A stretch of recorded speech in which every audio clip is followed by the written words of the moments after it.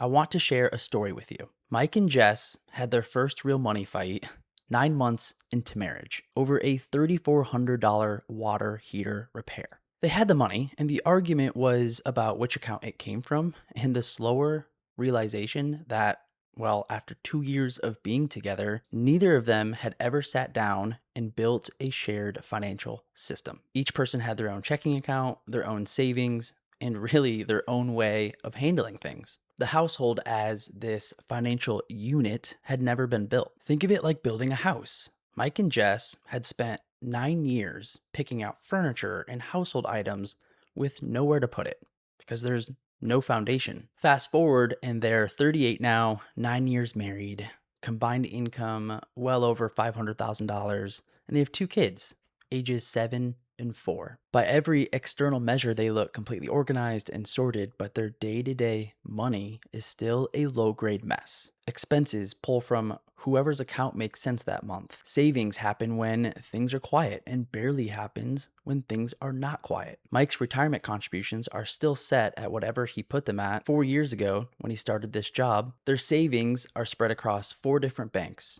2 of which are earning under 1% of interest. And they have 2 kids with $0 saved for college, even though that is a big goal of theirs. The conversation comes up every few months, and then it kind of spirals into questions. What if they get scholarships? What if they don't go at all? How do you set up a 529?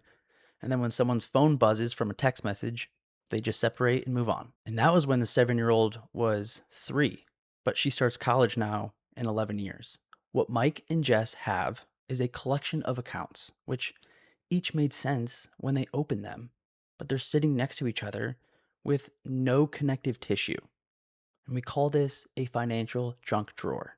And this, my friends, is very common. The foundation is that system. For a household like theirs, it's straightforward to describe a joint checking account, which is really the home base, right? Where income arrives and it's used for household costs or paying off the credit card or the mortgage.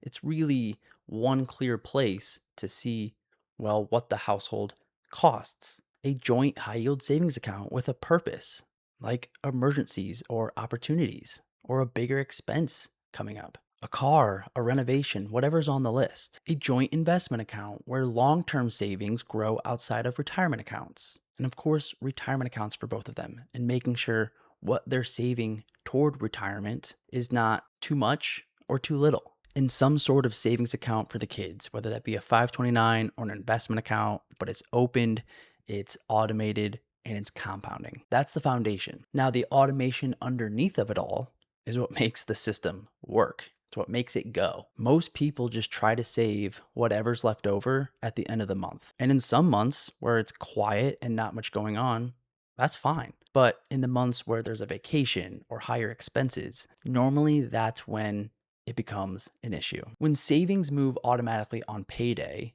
we really only have to make that decision once. We're going to set up this recurring transfer and we're going to forget about it, rather than trying to remember and do it manually every single month. It's not only emotionally exhausting, but it's really hard to be consistent. Here's what I see when Mike and Jess build their foundation. On the financial side, it's obvious, right? Their savings rate is going up, their balance sheet is increasing, the kids have accounts growing, and the money is working in all the right places. All of that is real, all great benefits. But what I think is even a bigger benefit, and maybe less obvious, is this. Money is the number one source of conflict in marriages. Most of those fights are really about whose job is this? Where does it come from? Are we on the same page? Are we going to be okay? Do we still have this low-grade financial anxiety because things are all over the place? When the system is running and both people built it together, well, most of those questions answer themselves. The water heater breaks, and you pull quickly from your joint high yield savings you both set up on purpose for this exact reason, and nobody argues about it. And with that comes this version of Mike and Jess who are slightly less distracted, slightly less carrying that background hum of, we should really get this together. And they feel confident. They feel like they're making progress toward their goals.